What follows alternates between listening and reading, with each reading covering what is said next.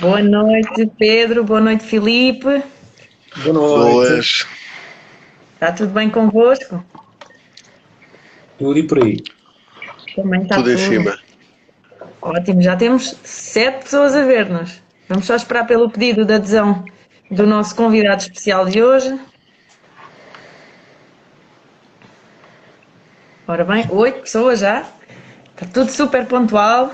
Hoje conseguimos começar a horas, não tivemos nenhum problema técnico. Vamos lá ver se conseguimos então entrar com o nosso convidado, Bruno Mourão Martins.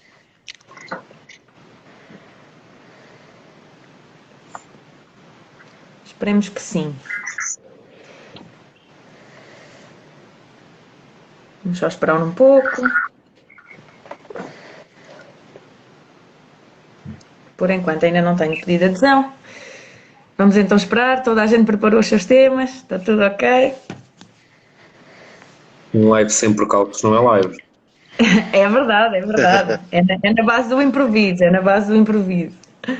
Ok, já tenho aqui o pedido do nosso convidado, Bruno Mourão Martins. Vamos lá ver se entrou. Não me deixe. Mourão. Ah, já está, já está. Já está. Está tudo Ora aí ok. está, ora aí está. Boa Está tudo noite, bem? Bruno. Boa noite, tudo Boa. bem? Boa noite, Bruno. Antes de mais, agradecemos o convite pela presença virtual. O nosso convidado especial de hoje, Bruno Mourão Martins. Muito obrigada, Bruno. Obrigado eu pelo convite, estar aqui. Peço desculpa pelo atraso, eventualmente fui eu, ou provavelmente fui eu, porque eu tenho sempre alguns stresses com o Instagram, portanto, vamos Não, começar estamos, então. estamos super bem, super, super na hora. Vamos então começar. Boa noite a todos, a Muito quem bem, nos ouve também. Já temos 14 pessoas online, bem-vindos. Vamos dar início a mais um Pontos nos Is. Fizemos a nossa estreia na semana passada, na última terça-feira. Hoje fazemos então o nosso segundo live. Quem são os participantes hoje? Sou eu outra vez, sou a única repetente, o meu nome é Raquel. Temos o Pedro, que é o autor desta ideia. A ideia dos pontos nos is surgiu do Pedro e hoje está connosco. Temos também o Filipe e temos o nosso convidado especial, Bruno Mourão Martins, a quem desde já agradeço a presença novamente e peço que se apresente num minutinho, um minutinho rápido, só para as pessoas que me estão a ouvir saberem quem é o Bruno. muito bem. O Bruno é um liberal que se descobriu liberal já em adulto. Sou um dos fundadores da Iniciativa Liberal, portanto já estou envolvido na IEL desde o tempo em que ainda era associação. Tem sido um desafio constante ao longo destes 5 anos de trabalho. E pouco mais a dizer, basicamente. Ok, muito bem, está a apresentação feita. Bem, Um minuto, é isso mesmo. Ok, vamos então dar início ao nosso live. Vamos abordar vários temas hoje. A educação, pelo nosso convidado, o ambiente pelo Filipe, análise dos debates pelo Pedro e eu vou falar um bocadinho das mentiras que são utilizadas contra a iniciativa liberal. No final, vamos ter um miminho em que cada um de nós vai sugerir alguma coisa que ache importante partilhar com os outros. Pode ser um filme, uma série, um livro, enfim, qualquer coisa que ache que possa fazer diferença ou que possa acrescentar alguma coisa na vida de outra pessoa. Pronto, vamos então começar e passo a palavra ao nosso convidado que vai falar então sobre a educação. Força, Bruno. Muito bem. O que eu dizer sobre a educação? Basicamente, como sabem, nós defendemos vários pilares dentro daquilo que é a iniciativa liberal, vários pilares dentro daquilo que é a liberdade de escolha e, obviamente, que a educação é um fator vital para aquilo que é o desenvolvimento da sociedade, como nós os vemos. E dentro daquilo que é as nossas propostas, e vou focar aqui mais um bocadinho naquilo que é o programa que nós apresentamos agora, nós estamos numa fase como sabem, de eleições e de legislativas e temos um programa com um conjunto de medidas dentro dos vários pilares que consideramos prioritários para o crescimento de Portugal e com medidas que fazem efetivamente a diferença, que trazem um arrojo, uma mudança àquilo que são as políticas atuais e que tem que se efetivamente mudar quando nós queremos, e como diz o slogan que usamos, pôr Portugal a crescer. Temos que também recordar um bocadinho às bases. As bases passam por a liberdade que nós defendemos sempre. E um dos pontos que existe aqui, pessoalmente na parte de educação, existem vários pontos, mas pessoalmente na parte de educação passa pela liberdade de escolha. A liberdade de escolha que existe em todos os níveis de educação, desde a parte da creche ou do pré-escolar até à parte da idade adulta e do ensino superior, se assim o quisermos chamar. E nós, dentro daquilo que é a nossa proposta, dentro daquilo que é o nosso programa, nós temos cerca de 11 medidas, mais ou menos. Há 11 medidas diretas sobre a educação. Temos mais algumas que eventualmente interagem sobre essa componente. Mas dentro das 11 medidas de educação, é todo este eixo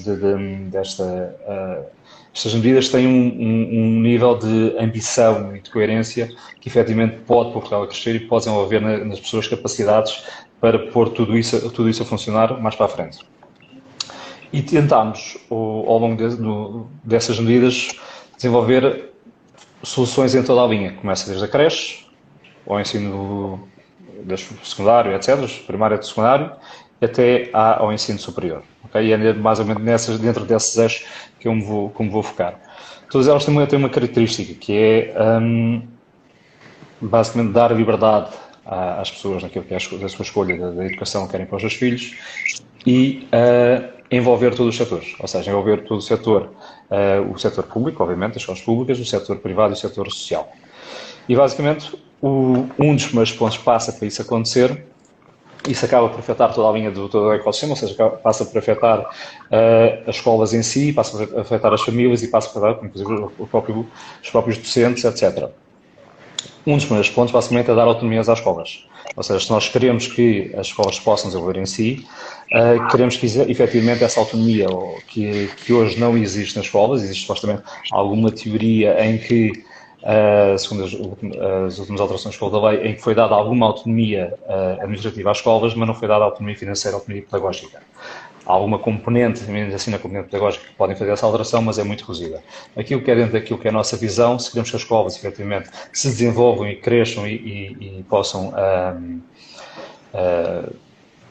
oferecer aos alunos e às famílias novas soluções, então essa autonomia tem que ser total. E um dos primeiros pontos que nós defendemos dentro daquilo que é o nosso programa é efetivamente essa autonomia total, seja administrativa, seja financeira e seja pedagógica para as escolas e que possam desenvolver-se, possam modernizar-se e possam, inclusive, corrigir diferenças socioeconómicas que possam existir dentro do sistema e que as escolas possam melhorar isso tudo. O segundo ponto que nós defendemos, dentro desta linha, é basicamente um acesso universal às escolas, ou seja, que todas as pessoas possam ou melhor, possam haver liberdade de escolha nas escolas. Essa liberdade de escolha, aqui começa a haver alguma confusão na forma como muitas vezes esta parte do liberalismo é vista em financiamos privados e afins. Isso não é verdade. Nós financiamos as pessoas. As pessoas pagam os impostos, o dinheiro é das pessoas, então nós financiamos as pessoas. E um desses modelos é o cheque ensino, em que basicamente nós damos, ou nós sugerimos que seja dado às pessoas aquilo que se chamaria um cheque ensino, em que as pessoas escolhem onde é que querem alocar esse valor. Se eu quero alocar numa escola que tem aquele custo, se querem alocar numa escola privado ou outra que tem um custo superior e cobrem a parte remanescente, e isso dá total liberdade às famílias de escolher onde é que querem pôr os seus filhos. Isso acontece desde o ensino básico ao ensino secundário, ou seja, há toda uma liberdade de escolha da alocação das pessoas e esse acesso universal a todos os alunos fica assim garantido com esta autonomia, independentemente da condição socioeconómica de onde vêm. Ou seja, esse financiamento existe, o esforço adicional dos pais que quiserem colocar noutra escola qualquer, ou que está mais perto do local de trabalho, está mais perto da zona de residência, está perto, ou a escola tem alguma característica na tal autonomia que nós falámos anteriormente que os pais querem colocar naquele aluno, então podem fazê-lo assim. Nesse seguimento, ou nessa linha, se facilitamos todo o processo de autonomia administrativa, de autonomia financeira das escolas, e lhes damos essa autonomia para definirem, inclusive, parte daquilo que é o seu programa pedagógico, obviamente que a componente docente passa também a ter esse sistema facilitado, ou seja, deixa de haver aquela escolha da vocação que existe hoje, que é totalmente centralizada, em que nós todos os anos vemos professores a serem avocados, já muito depois das escolas começarem, a terem que mudar o seu estilo de vida, a sua forma de estar, etc., porque foram avocados a uma escola longe da sua zona de residência, quer que seja. Todo este modelo passa a ser diferente, em que as escolas passam a ter essa autonomia na contratação também. Há uma reforma total desse sistema, garante uma série de coisas que, a começar por uma estabilidade do corpo docente nas escolas, portanto, isso começa logo por aí, em que há uma estabilidade da própria prestação do serviço que a escola presta, e acaba também por haver uma maior realização pessoal dos próprios professores, porque tem uma componente muito mais estável, além que toda a componente de autonomia, de descentralização, de responsabilização da escola é alocado e as próprias condições dos professores passam a ser diferentes. A escola, ao estar em concorrência, ao estar neste processo, pode ter a capacidade de escolher os melhores professores, tem essa autonomia administrativa e financeira para pagar melhores salários, todo o processo em si passa por funcionar num modelo completamente diferente. Obviamente que os sindicatos não vão gostar muito, ou todos os 25 sindicatos que existem de professores, portanto que é uma coisa curiosa, como é que existem 25, ou por acaso agora não sei se são 25 ou 22, até para incorrer em erro. Os sindicalistas devem estar aos saltos na cadeira, mas o número absurdo de sindicatos de professores que existem, com certeza não vão gostar do processo, porque efetivamente as escolas passam a ter essa autonomia de escolher as pessoas e de escolher aquilo que é o seu corpo docente, e mais, passam a ter corrigir situações de docentes temporários, em que de alguma forma, hoje, quando se quer substituir um docente porque tem uma doença, porque precisam de alocar mais quadras, etc., esse processo hoje é complicadíssimo e nesta situação em que esta autonomia existe, passa a ser acelerado e a agilizar todo esse processo. Eu tenho 4 minutos, não é? Sim, mas são liberais. É que se vocês não mandam calar, eu estou aqui o resto da hora e depois de fazer... Força, fazer um problema.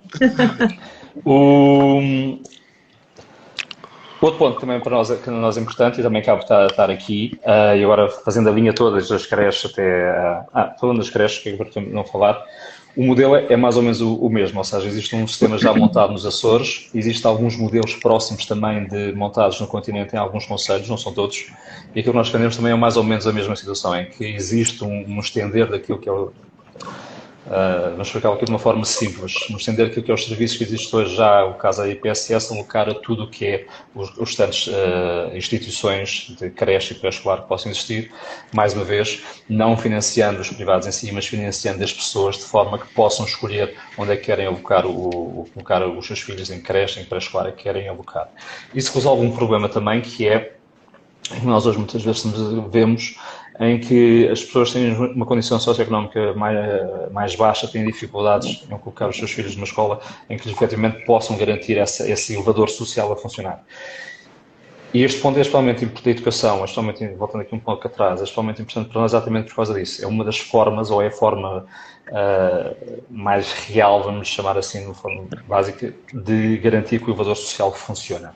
Portanto, esse para nós é um ponto importante, e daí garantirmos que o processo de educação se desenvolve desde a parte da creche, desde a parte do pré-escolar, em que essas condições de base são dadas a todos, independentemente da sua origem e das suas condições socioeconómicas, e garante que ao longo de todo o processo evolucional da sua educação, os alunos têm toda essa componente, esse apoio que lhes permite desenvolver essas capacidades, e como nós todos já sabemos, é desde pequenino, com o desenvolvimento, os estímulos que são dados às crianças, que essas capacidades também são desenvolvidas, garantimos assim, desde a parte da creche de pré-escolar, toda essa componente é garantida independentemente da origem e das condições socioeconómicas.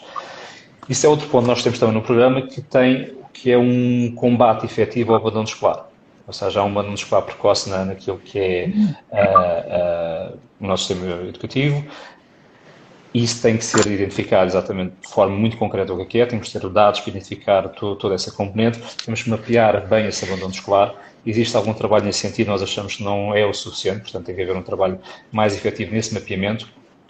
E mais do que esse trabalho, tem que haver programas de apoio complementares que sejam desenvolvidos para garantir que esse abandono escolar se reduz cada vez mais. Ou seja, em toda a linha do processo educacional, esses programas têm que existir.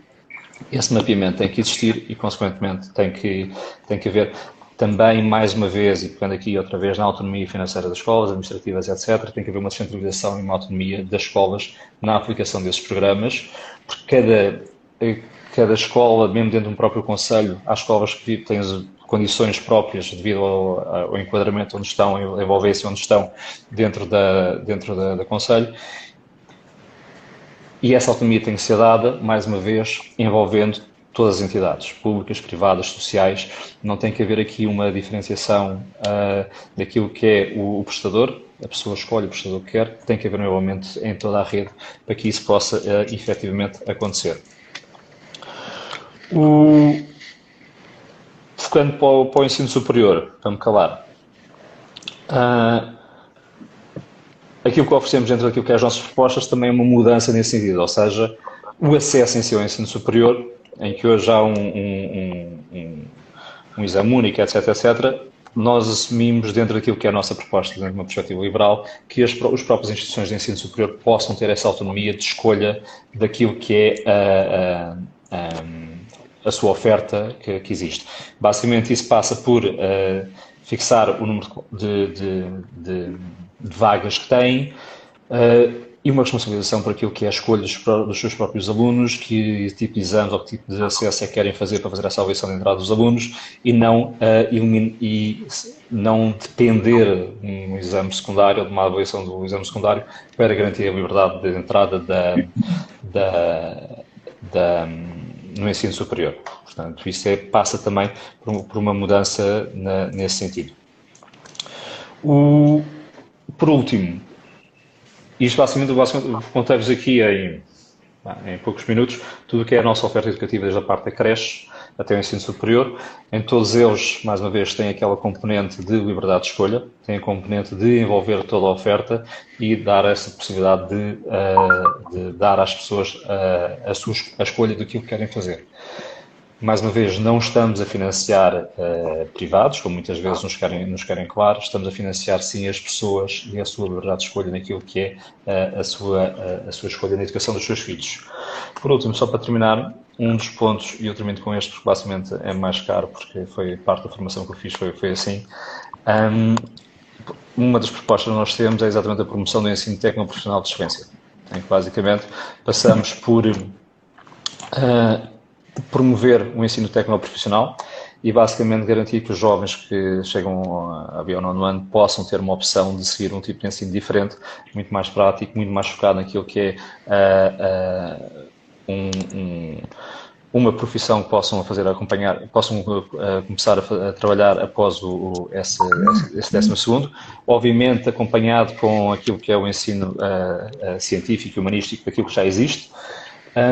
E isso tem uma componente, tem uma característica que no nosso caso, no estado económico que temos, que é particularmente interessante, que permite combater o desemprego de uma forma muito mais rápida, criar técnicos qualificados em áreas que são muito citadas e que nem toda a gente tem que tirar um curso superior, se não quiser, e pode entrar no mercado de trabalho logo assim que termina o 12º, porque é uma capacidade técnica de uma formação técnica que lhe foi dada.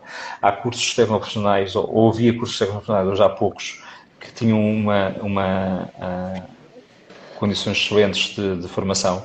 As pessoas podem depois continuar os cursos superiores se assim o entenderem, foi esse o meu caso, mas ainda assim, aqueles 3 anos têm uma componente prática e têm uma componente profissional, permite às pessoas entrar logo no mercado de trabalho, combate o desemprego, e é algo que foi abandonado e que nós devemos repensar de forma muito mais prática e muito mais concreta e implementar esse tipo de soluções. Portanto, basicamente, em poucos minutos, foi em modo sprint, portanto, todo aquilo que é a panóplia da oferta de educação que a Iniciativa Liberal defende e como é que isso pode efetivamente mudar a vida das pessoas e pode promover o valor social, que é algo que para nós é muito importante. Ok, Bruno, foi ótimo. Agora é a vez então do Filipe, que vai falar sobre o ambiente. Não é assim, Filipe? Sim. Eu resolvi escolher este tema por uma questão muito simples. Nós temos ouvido muitas vezes que a iniciativa liberal é pouco ambiciosa relativamente ao ambiente, só nos preocupamos com aspectos económicos, não estamos preocupados com as alterações climáticas e assim, se nós olharmos para o programa que neste momento está publicado, nós vemos medidas concretas em vários pontos.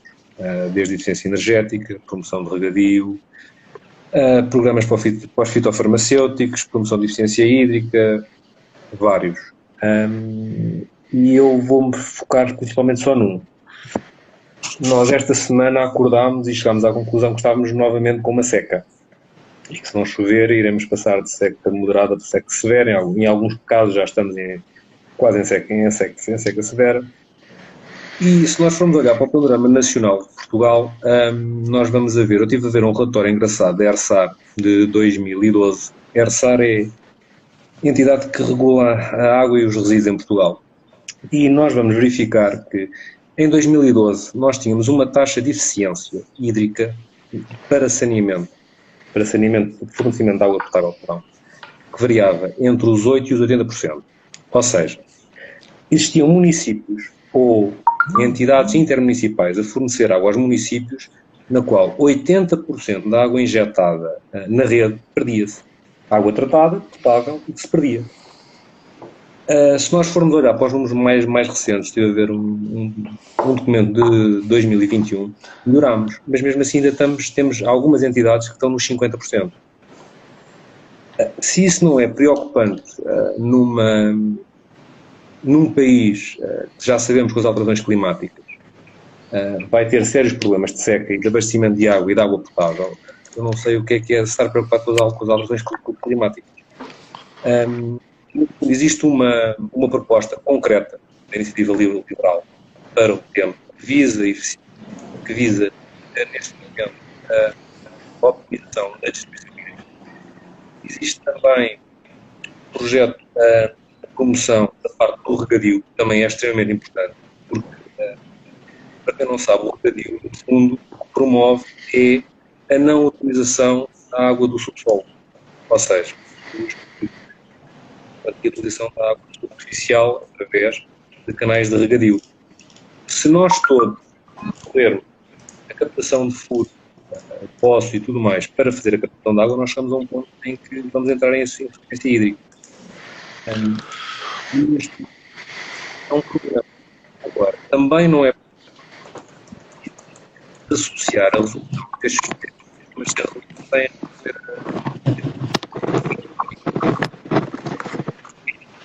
na minha opinião, não está a dizer a verdade toda. Nós, no fundo,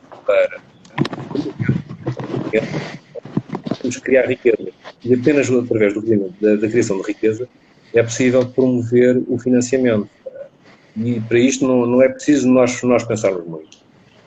Se nós formos a imaginar um país terceiro mundo que não tem dinheiro sequer para financiar a própria recolha do lixo ou outra coisa qualquer, não vai ter capacidade sequer para se financiar para fazer abastecimento de água potável ou para fazer saneamento e tratamento das águas residuais.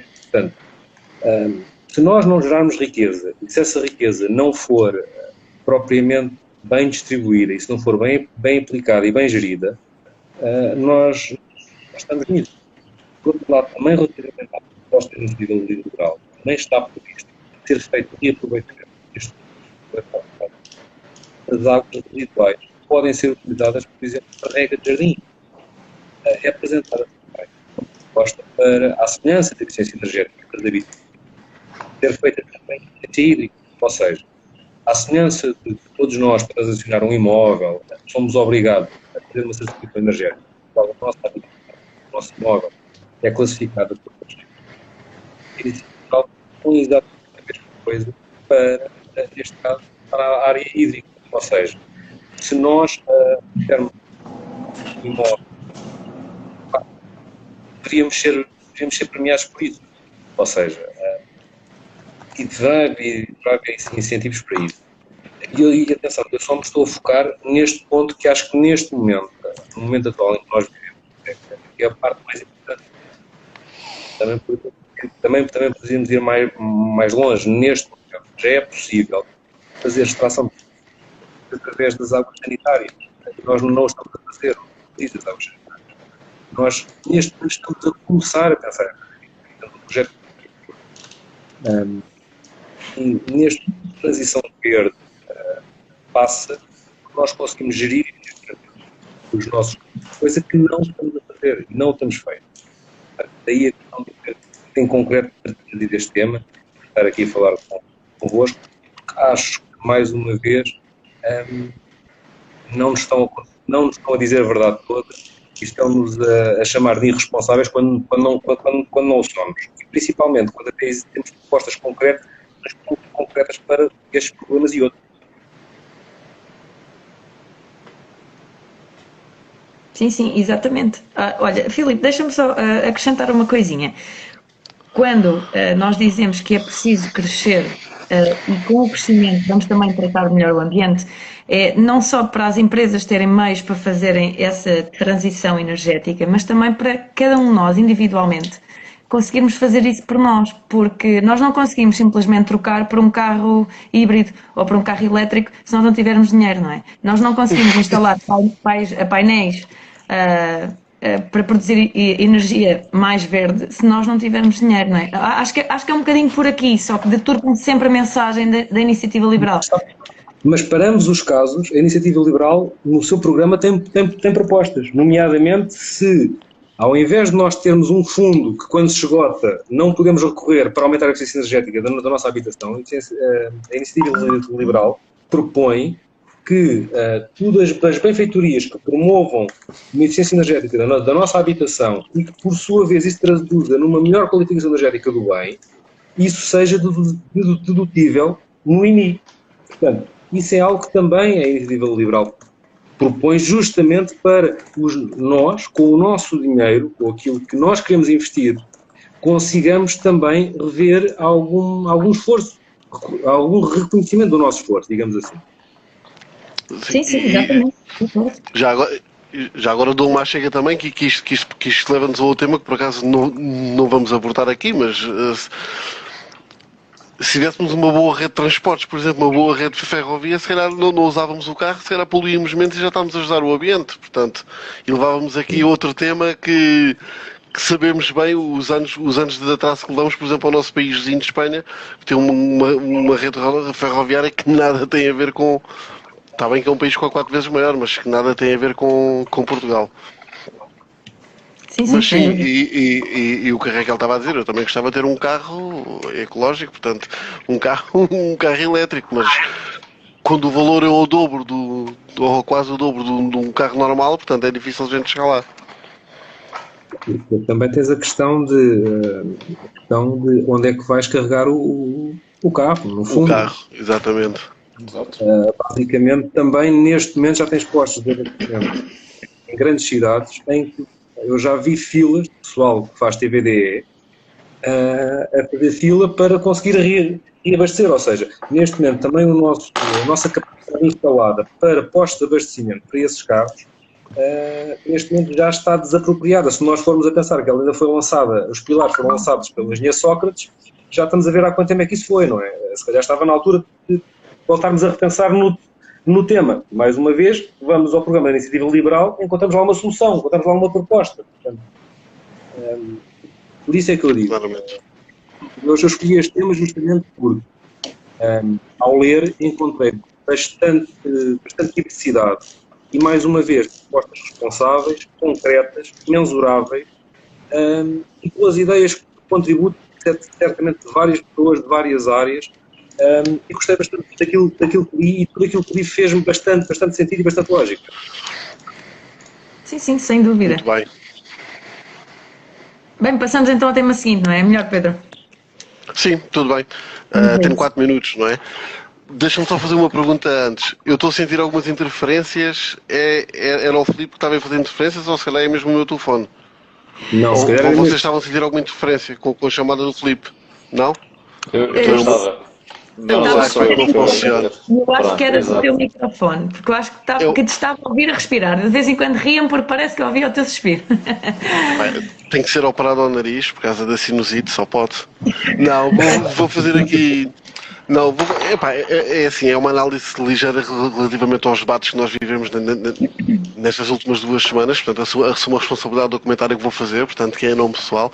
Portanto, nós assistimos aqui a 2 tipos de comentários, portanto um mano a mano, portanto um frente a frente entre todos os partidos, com exceção do PCP, por razões, por tomar essa opção de só fazer com o PS e com o PSD, se não estou em erro, e assistimos também ao mano a mano entre o PS e o PSD num formato um bocadinho diferente. E assistimos ontem um confronto entre todos os partidos atualmente com assento parlamentar. Não vou, obviamente, aqui analisar debate a debate, que não faz sentido nenhum, mas gostava de deixar aqui alguns traços gerais relativamente aos debates que foram o frente a frente, porque tivemos um pouco de tudo, portanto, desde a gritaria para a charada, até debates onde efetivamente as pessoas conseguiram expor as suas ideias e expor as suas propostas e foram cordiais, portanto, tivemos um pouco de tudo.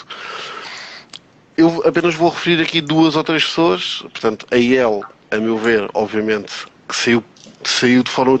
Teve uma prestação muito positiva em todos eles, portanto, eu diria que, a meu ver, há um sinal mais no debate, quer do PS, quer do PSD, onde a IEL esteve muito bem, portanto, o do PSD, efetivamente, seria sempre um pouco mais simples, porque há algumas ideias que podem, efetivamente, convergir, mas no debate do PS, efetivamente, a IEL esteve muito bem. Senti que o Rui Rio, por exemplo, o líder, o candidato do PSD, não era claramente o formato para o Rui Rio, portanto ele necessita tempo para explanar as ideias ou as propostas, e um formato a 12 minutos está claramente fora de questão. Portanto, viu-se bem que no único formato que foi contra o PS, que era um pouco maior, que já teve um comportamento completamente diferente, e foi...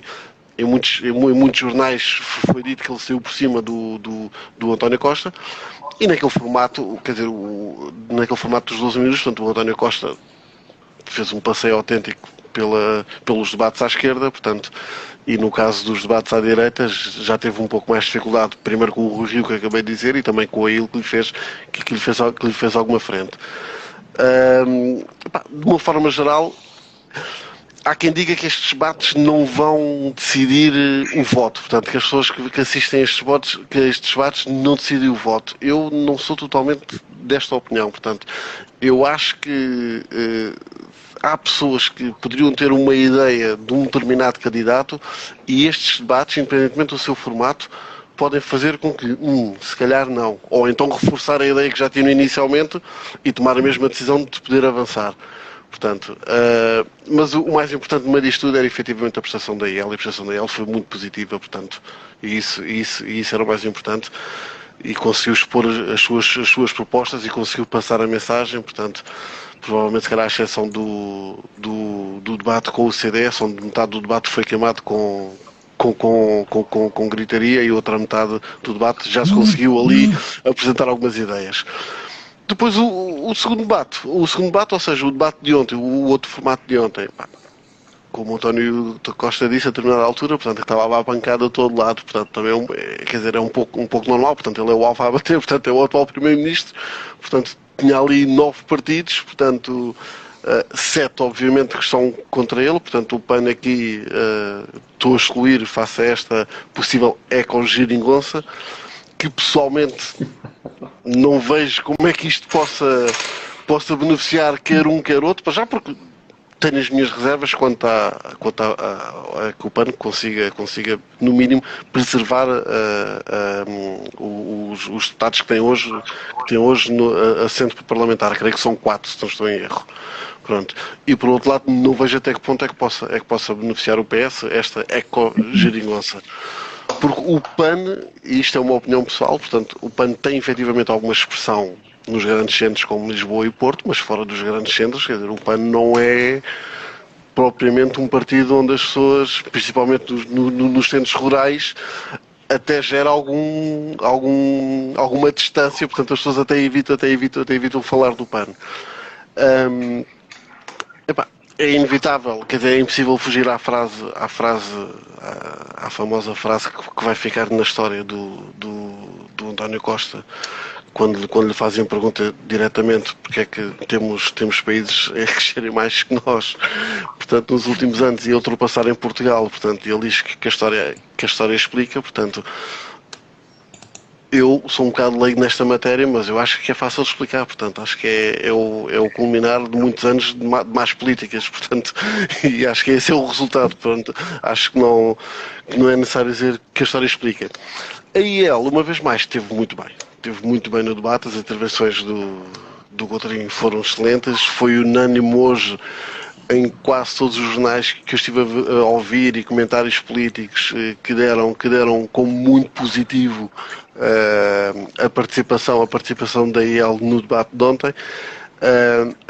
E eu acho que sentimos reforçados. Portanto, a ideia que eu tenho é que, efetivamente, depois destas 2 semanas de maratona, é um facto que ainda falta 2 semanas de campanha política, muita coisa pode acontecer, portanto, às vezes há surpresas, quer positivas, quer negativas, que podem alterar tudo isto, mas à data de hoje, com os dados que temos hoje, creio que efetivamente estamos melhor do que estávamos há 2 semanas atrás. Portanto, esta é a sensação que eu tenho, portanto, e é este o feeling que eu tenho.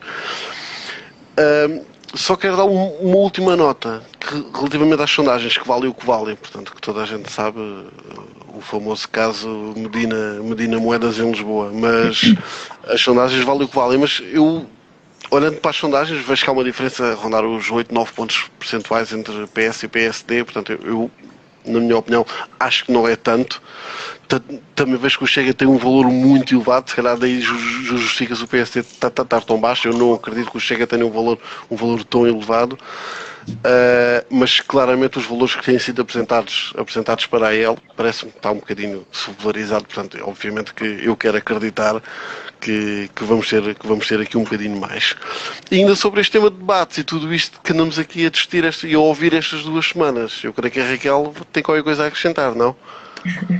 É verdade, Pedro.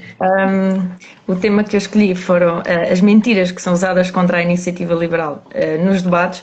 Acho que estamos a fazer um excelente trabalho, porque todos os contra-argumentos que utilizam são mentiras. E acho que isso mostra muito o bom trabalho que a iniciativa liberal está a fazer. A iniciativa liberal está a crescer imenso e prova disso é que o tempo de antena do CDS é sobre a iniciativa liberal, o Bloco de Esquerda distribui folhetos contra a iniciativa liberal, toda a gente discute as medidas da iniciativa liberal, por isso eu acho que isto é um ótimo sinal. Para quem só tem ainda um deputado, é um ótimo sinal do excelente trabalho que o partido está a fazer até agora. Mas lá está, o meu tema era sobre as mentiras. Uma delas, o Bruno explicou e muito bem, sobre a educação. Nós não queremos financiar os privados, nós queremos financiar as pessoas. Outra das mentiras que nos acusam é em relação à taxa única de IRS, que diz que beneficia mais os ricos do que os pobres e prejudica os pobres. Pior ainda, diz que prejudica os pobres e beneficia os ricos. Ora, lendo o nosso programa eleitoral, ficamos a saber que é totalmente falsa esta ideia. Toda a gente vai ganhar mais com esta medida, toda a gente ganha mais. Quem tem um ordenado mais baixo vai ganhar mais dinheiro no final do mês, quem tem um ordenado mais alto vai ganhar mais dinheiro no final do mês. Nós importa-nos que todas as pessoas tenham mais dinheiro disponível no final do mês.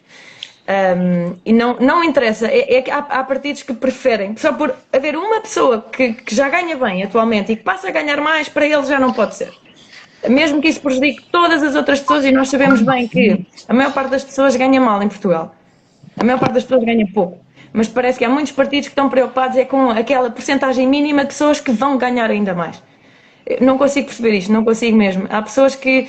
Eu acho que se toda a gente conhecesse as nossas medidas, ou a maior parte das pessoas que visse esses resultados, e nós temos um simulador no nosso site em que as pessoas podem consultar e perceber a grande mudança que isso faz nas suas vidas, 40 ou 50 euros para quem ganha 700 e pouco, 800 euros faz toda a diferença. E parece que há muitos partidos, principalmente da esquerda, que não querem esta diferença na vida das pessoas. É uma coisa que me choca imenso. Eu não sei como é que ainda conseguem tantas mentiras. Esta é uma falácia, e é uma falácia dizerem que o Estado vai dar mais dinheiro aos mais ricos. O Estado não dá dinheiro nenhum. O dinheiro é das pessoas. Esse dinheiro foi obtido pelo seu trabalho, pelo seu esforço, no seu trabalho, ou seja, no seu trabalho do dia a dia, não é? Não é o Estado que vai dar mais dinheiro, não é? As pessoas é que vão pagar menos um imposto. Ora bem, em relação a esta medida, eu acho que faz todo o sentido, porque nós temos que beneficiar as pessoas que tentam subir na vida, não é? E é muito importante termos taxas mais baixas para também não termos a sensação que, ok, vamos esforçar mais, vamos subir o ordenado, mas depois mais de metade vai entregar ao Estado. É um sentimento de injustiça muito grande, não é? Porque é o nosso trabalho que nos permite ganhar mais dinheiro, mas depois, afinal, nem nos chega assim tanto para nós, não é? Então penso que é fundamental. O Estado vai ter menos receitas? Vai ter menos receitas, isso é claro. Mas por isso é que é importante cortar as gorduras no Estado, ok? Que o nosso programa fala muito sobre isso, cortar tantas empresas públicas que não precisamos, mas isso daria um outro programa. E as pessoas também, com mais dinheiro disponível, também isto vai gerar mais consumo, não é? Obviamente, se as pessoas têm mais dinheiro no bolso, vão consumir mais. Ao consumir mais, aumenta a receita estatal também, não é? Porque praticamente tudo o que nós fazemos, pagamos imposto. Seja ir ao supermercado, seja ir ao cinema, seja fazer qualquer coisa, desde que não seja desporto ao ar livre, estamos a pagar imposto, não é? Por isso cria um maior aumento de receita estatal. Outra das mentiras que nos acusam bastante é de querer acabar com o Serviço Nacional de Saúde. Ora bem, mais uma vez, se lerem o programa eleitoral da Iniciativa Liberal, sabem que nós não queremos acabar com o Serviço Nacional de Saúde. Pelo contrário, nós não temos nada contra o Serviço Nacional de Saúde. Temos ótimos profissionais a trabalhar no setor público, a prestar um ótimo serviço, mas toda a gente sabe que é preciso uma reforma estrutural na saúde. Há muitos partidos que não estão abertos a fazer essa reforma, mas essa reforma é necessária. Estamos a entrar num colapso, não é? Dizem que é preciso salvar o SNS, é preciso reformar o SNS. Temos a certeza que, com a liberdade de escolha dos portugueses, que é aquilo que a Iniciativa Liberal quer, o Serviço Nacional de Saúde vai também prestar um serviço melhor. Porquê? Porque fica menos sobrecarregado, não é? Se as pessoas têm a liberdade de escolha, vão se subdividir por vários hospitais e por vários prestadores de serviço, não é? Podem ir para o público, quem quiser continua a ir ao público. Quem não quiser pode escolher ir a um privado ou algo de cariz social, mas com esta divisão das pessoas vamos também ter uma menor sobrecarga do Serviço Nacional de Saúde e com uma menor sobrecarga dá-se um melhor serviço. Ou seja, nós não queremos acabar com o Serviço Nacional de Saúde. Isso é uma falácia e temos de combater isso. Há um problema de gestão grave no Serviço Nacional de Saúde, não percebemos por que razões as PPP não foram renovadas. Ainda hoje acabou a parceria pública ou privada no Hospital Beatriz Ângelo, em Loures. O de Braga já terminou há mais tempo. Os estudos independentes mostram que, por exemplo, no Hospital de Braga, a PPP poupava à volta de 40 milhões por ano, 40 milhões de euros por ano durante 10 anos. Isto dá quase 400 milhões, não é? Durante 10 anos. Mas por cegueira ideológica. E para além de poupar, prestavam um melhor serviço. Atenção, não é só poupar dinheiro, é apresentar um melhor serviço às pessoas que o frequentam e que vão lá por questões de saúde, não é? Uma área tão fundamental nas nossas vidas que é a saúde. Por isso, por cegueira ideológica, esta parceria acabou, que nos poupou dinheiro e que serviu melhor às populações. Não dá para entender. A cegueira ideológica está realmente a prejudicar a saúde dos portugueses.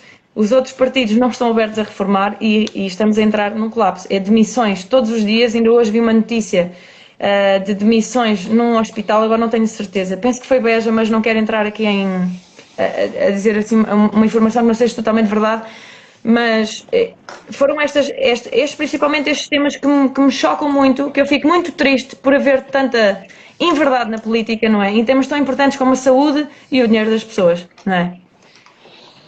Não sei se alguém quer comentar alguma coisa, senão passamos já para a próxima fase. Eu acho que há duas coisas que seria interessante dizer, que é, neste momento o Beatriz Ângelo deixou hoje público ou privado, mas desde que está para terminar, eles estão com uma enorme dificuldade em contratar entrevistas entre outros especialistas, porque ninguém tem interesse em trabalhar num hospital público. Por alguma coisa será. Dificuldade de contratar profissionais, alguma coisa será. E isso já não é de hoje. A dificuldade que o Estado tem de fixar bons profissionais e de separar os bons profissionais dos maus é algo que já não é de hoje e não é só exclusivo à saúde. Neste caso, na saúde, nota-se que extravasa, nós estamos a falar do que é essencial para as pessoas, para a saúde das pessoas. Já para não falar de ter uma das verbas que mais gasta no erário público. E nós temos feito nos últimos anos injetar dinheiro para pagar dívidas. O investimento real e concreto tem sido muito pouco. Só queria deixar uma nota aí naquilo que estavas a dizer. Agora voltando um bocadinho atrás aqui na questão do IRS, que é um ponto que é importante, que não é muito falado e acho que é um ponto que nós podemos abordar aqui. Nós temos uma isenção naquilo que é a nossa proposta do IRS, ou seja, além da taxa dos 15%, e falaste que há uma perda de receita para o Estado, efetivamente existe, sim. É por isso que nós propomos numa fase transitória a criação de duas taxas, ou seja, acima dos 30 mil euros há uma taxa diferente de 28%. Isso é uma norma transitória exatamente por causa dessa questão da perda de rendimento fiscal, e embora exista efetivamente com a questão do mais dinheiro no bolso das pessoas, há um aumento do consumo, portanto há efetivamente uma redução aí. Nós estimamos mais ou menos em cerca de 2 mil milhões, acho que dizem 2 mil, 3 mil, 2,5, nós assumimos que com o dinheiro no bolso das pessoas, com mais capacidade financeira no bolso das pessoas, há um aumento efetivamente do consumo, então há um abatimento, então seria uma perda de 2 mil milhões. Mas não era isso que eu queria entrar, porque aqui são detalhes de cálculos. Eu queria falar um ponto que é importante para as pessoas perceberem, que muitas vezes também é acusado nessa medida, que é a falta de progressividade. Isso acontece por causa de uma palavrinha que é diferente. Nós temos a nossa proposta, que é diferente daquilo que existe atualmente. Ou seja, nós temos na nossa proposta uma isenção do valor. E aquilo que existe hoje atualmente é um indexante, um valor em que as pessoas passam a pagar IRS. Ou seja, nós ao termos uma isenção significa que qualquer valor que a pessoa ganhe é reduzido a essa isenção e é calculada a taxa em função desse valor. Aquilo que existe hoje é um indexante, ou seja, as pessoas não pagam até um determinado valor e a partir de um determinado valor começam a pagar sobre a totalidade do valor cobrado com uma taxa, com a taxa respectiva do escalão onde estão. O que é que isto quer dizer na prática? Com uma pessoa que ganha 800 euros, por exemplo, é-lhe reduzido a isenção. Vamos supor que contas redondas os 700 euros, que não é, a nossa isenção é baseada no IAS, mas isso é estar a entrar em pontos mais técnicos, não é relevante para aqui, é só para as pessoas terem uma noção daquilo que é a diferença da questão. Uma pessoa que pague 800 euros, ou que ganhe 800 euros, é-lhe reduzido os 700, 750 da isenção, e os 15% que vai pagar é efetivamente sobre a diferença. Ou seja, imagina 800 menos 750 vezes 15%, o que significa que quem quiser estar em casa a ver isto depois, pega na calculadora e faz 800 menos 750, dá 50, 50 vezes 0,15 e tem o valor de IRS que lhe ia pagar. Se quiser ver isso na prática, nós também temos um simulador para as pessoas que querem ver isso na prática, está em irs.liberal.pt, portanto podem aceder, podem partilhar com a família e com os amigos para verem efetivamente a diferença daquilo que é a nossa proposta. Ao contrário da situação atual, em que a taxa, o escalão mais baixo está nos 6%, creio, e seria acima desse valor, seria os 800 vezes esses 6%.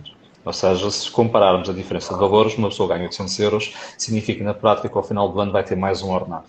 Vai ter mais 800 euros na conta, se calcularmos as contas ao nível mensal, calcularmos essa taxa. Números arredondados para os mais puristas que estão a ver as contas e para quem está a saltar na cadeira e que não gosta do processo, números redondos, fica com mais um ordenado ao final do ano. Uma pessoa ganha 800 euros por mês, que é um ordenado baixo, mas que infelizmente é comum em Portugal. 800 euros faz uma diferença abismal. E 800 euros para a pessoa gastar onde quiser, que pode ser na educação dos filhos, como falámos há pouco, pode ser em saúde, pode ser num carro elétrico, pode ser naquilo que todos já falámos aqui, pode ser naquilo que quiser, pode ser na poupança, etc. Porque o dinheiro, como disseste bem, é efetivamente das pessoas. Portanto, esta solução não tem a ver, e muitas vezes a iniciativa liberal é acusada só pensar na economia e ver a vertente económica, etc. Isto não tem nada a ver com a economia. Obviamente são contas, obviamente tem a ver com ordenados, obviamente que tem impacto nas empresas, nas pessoas, etc. Mas isto tem tudo a ver com a vida das pessoas e com a qualidade de vida das pessoas, e é isso que nós queremos melhorar aqui, efetivamente.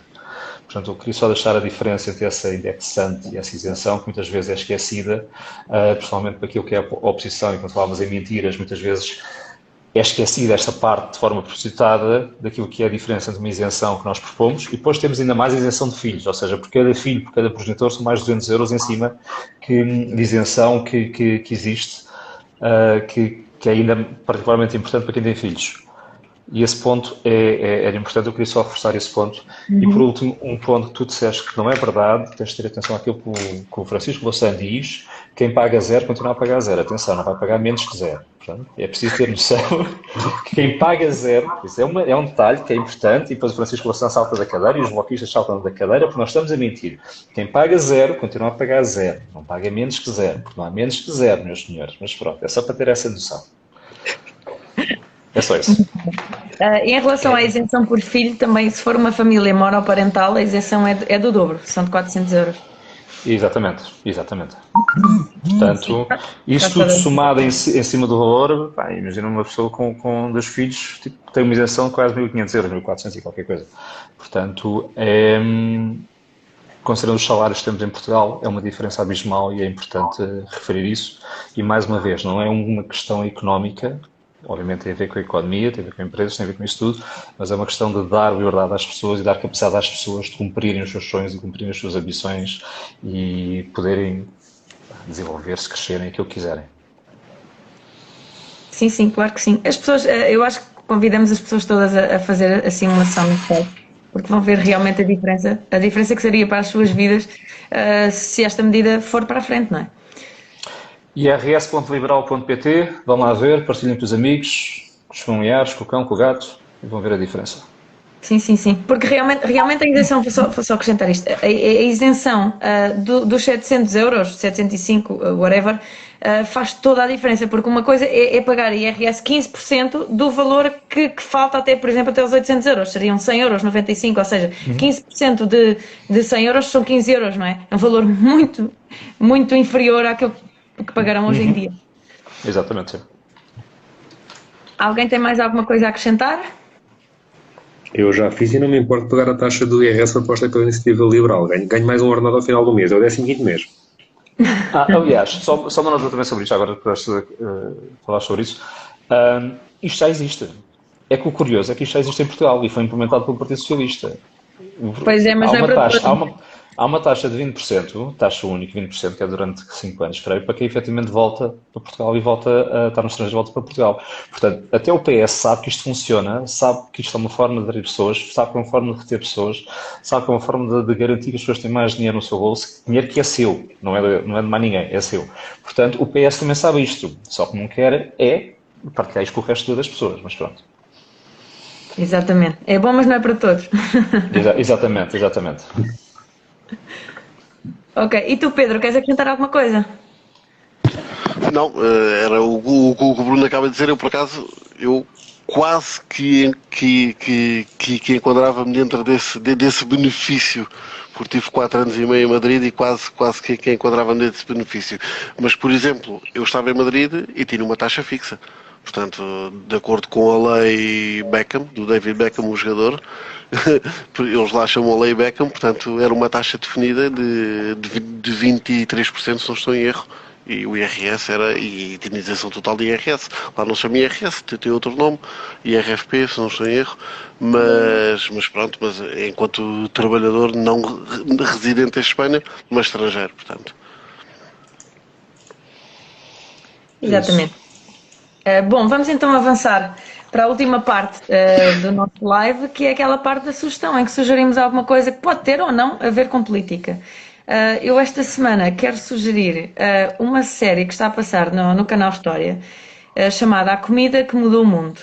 Eu gosto bastante porque fala da história de alguns alimentos que foram criados em certas alturas da história e que marcaram tanto a história que essas marcas continuam até aos dias de hoje e os produtos como nós o conhecemos, caso, por exemplo, da Coca-Cola, de alguns cereais, de alguns chocolates, é bastante importante, é bastante interessante, era o que eu queria dizer, é bastante interessante porque para além de aprendermos um bocadinho sobre a história e porque é que aqueles produtos surgiram naquela altura, por exemplo, porque é que surgiu o ketchup, era para disfarçar o sabor a podre da comida, da carne. O ketchup serviu para temperar e para as pessoas conseguirem comer a carne passado tantos dias. E continuar a saber bem. E são estas partes que eu acho bastante interessante. Então é a comida que mudou o mundo. É a minha sugestão desta semana. Ok, quem é o próximo a sugerir? Eu por acaso agora perdi-me. Pode ser o Filipe. Creio que sou eu. O Filipe, okay, é o Filipe. Pedro, vamos ao Pedro então. O Pedro? Então, ok, sou eu. Não, é igual. Portanto, eu trago um escritor, o Daniel Silva, não sei se já conhecem, se não, vou pôr aqui, portanto, Daniel Silva.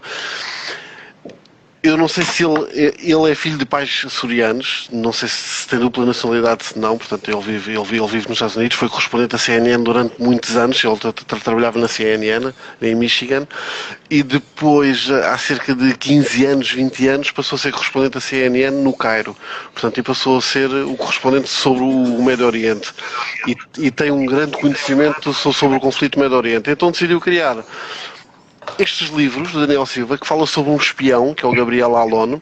Ele tem cerca de 21 livros publicados. Começou no ano 2000, portanto é quase um por ano. 2000, 2001, portanto 2022, ainda faltou deste ano.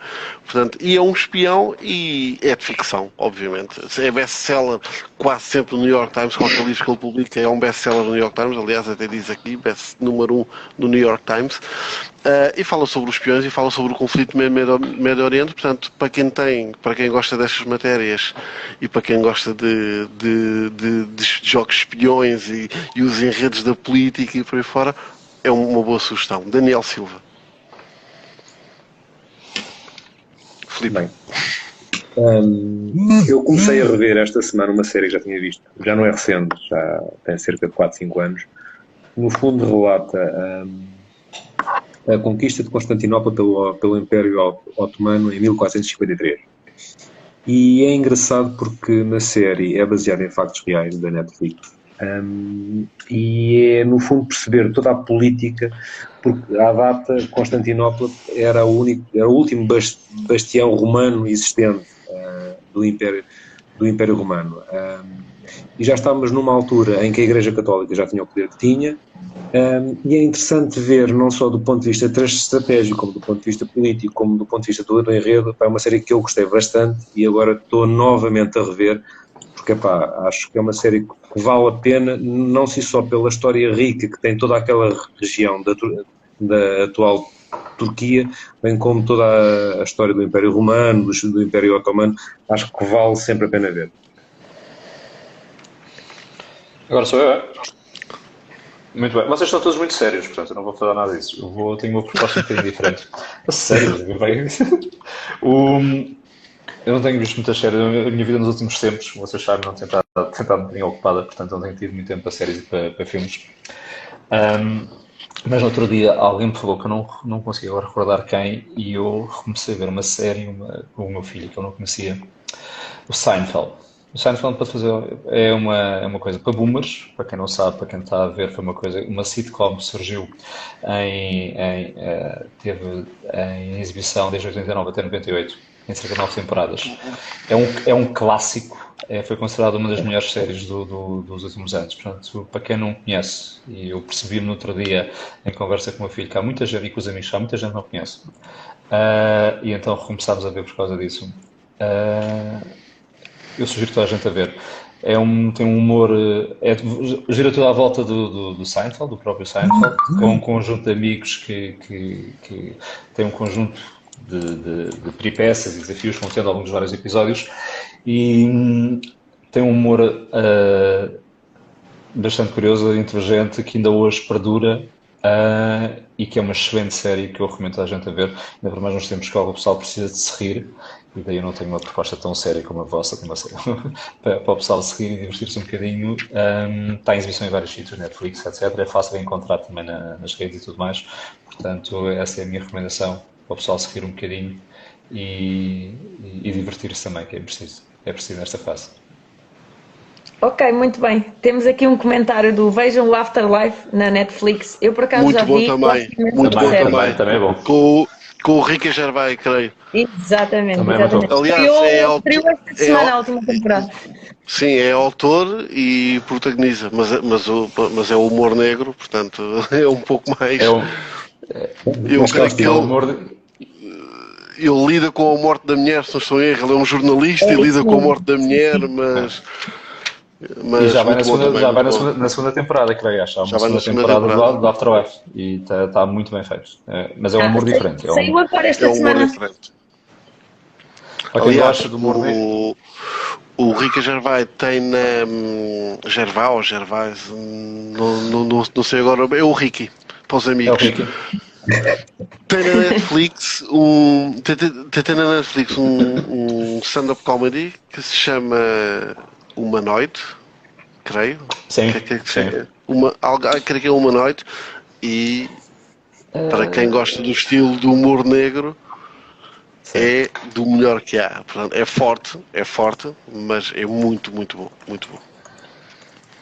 Ok, por acaso, bem, já agora já que falei de uma sugestão, vou falar das outras também, para os nossos, quem nos ouve não ficar com ciúmes.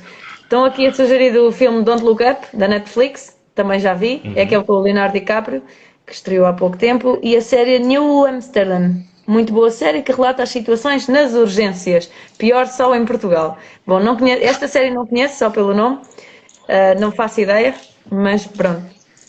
É uma série sobre a saúde, à partida, médicos e a vida nas urgências. Ok. Alguém tem mais alguma coisa a acrescentar? Não? Então estamos por... Um agradecimento muito forte ao Bruno. Exatamente. Foi um prazer enorme estar aqui com vocês, então. Muito obrigado pelo convite. Obrigada, Bruno. Foi muito bom, sempre bom aprender. Um resumo da proposta da educação da Iniciativa Liberal, um resumo super completo. Há mais propostas, eu falei só naquilo que era a sequência dada desde da creche ao ensino superior, mas quem quiser dedicar-se no nosso site pode encontrar o programa. Tem mais propostas, inclusive em muitas outras componentes, vale a pena ver e vale a pena conhecer mais em detalhe. E tem uma característica que também já foi dita aqui que é importante, agora só para terminar isto, que o programa de iniciativa liberal há duas formas. Há o sumário, que é basicamente as medidas de uma forma descritiva mais simples, e há o programa talhado em que tem tudo. E isso é a nossa forma de trabalhar, é basicamente apresentar às pessoas exatamente como é que vamos fazer as coisas, quais são as vantagens, quais são as desvantagens, para que as pessoas possam perceber aquilo que se propõe e a coerência e o profissionalismo daquilo que se propõe. E isso é uma diferença grande em relação àquilo que existe no panorama político em Portugal, que é mostrar essa coerência, essa capacidade de trabalho que nós queremos mostrar e daí o programa também com a dimensão que tem. As pessoas têm 600 páginas, sim, é um facto, mas tem lá toda a informação sobre todas as medidas com o máximo de detalhe para que qualquer pessoa que tenha interesse, seja na área da parte de energia, climática, educação, saúde, etc., possa consultar em detalhe e perceber ao pormenor o que é que estamos a propor e como é que o estamos a propor fazer, que é diferente. Exatamente. Pronto, está disponível no nosso site então, podem consultar. Quem não quiser ler muito tem a versão mais reduzida, a versão sumária. Exatamente. Se houver algum tema que lhes interesse particularmente, podem então consultar a versão completa, não é? Que tem lá tudo. É isso mesmo. Ok. Pessoal, beijos e abraços, foi um prazer. Muito obrigada, Bruno. Até uma próxima. Até já. Até já. Deus, estamos então por terminado o programa de hoje. Obrigada, Pedro. Obrigada, Filipe. E mais uma vez um agradecimento especial ao nosso convidado. Obrigada, Bruno. Para a semana a mais, vamos ter um novo Pontos nos Is com mais um convidado especial da Iniciativa Liberal. Adeus a todos. Até para a semana. Beijo. Até para a semana.